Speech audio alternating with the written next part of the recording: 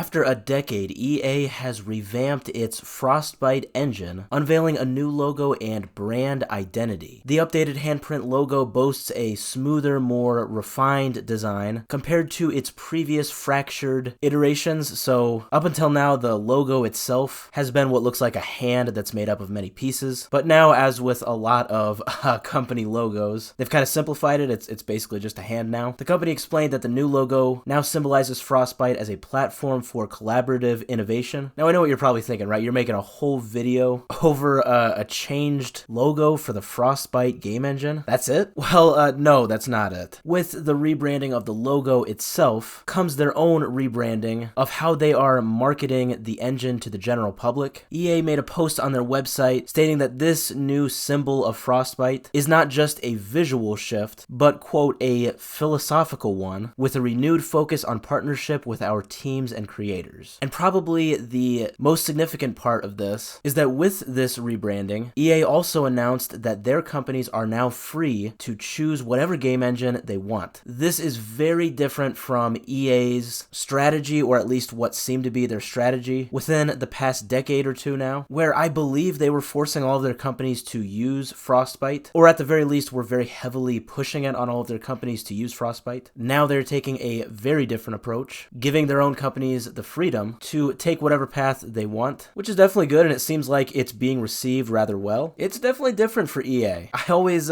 think of them as like the greedy kind of company, and I definitely know that I'm not the only person that thinks that. But with this new change, at least to their game engine, they're making it somewhat clear that they've got the interests of the companies that work for them in mind. Okay, and I was curious, I did just look it up. While Frostbite is widely utilized across most of the game companies that work for EA, it looks like at least not all of the companies have been forced to use that engine. So Star Wars Jedi looks like they use Unreal Engine, as well as the upcoming Mass Effect game, they will also utilize the Unreal Engine. And all of this was, of course, before this recent announcement. Now, Frostbite's origins go all the way back to when the Battlefield series sort of started out, or at least when they got popular. So DICE used it for the Battlefield series, and then there was subsequent internal adoption at other EA-owned studios as the years went on. And over the years, despite improvements, Frostbite had faced criticism for its complexity and its challenges just overall in game development. So it would seem this has led to EA's current stance, where they're now allowing studios to choose the engine that best suits their needs. So yeah, kind of a rare,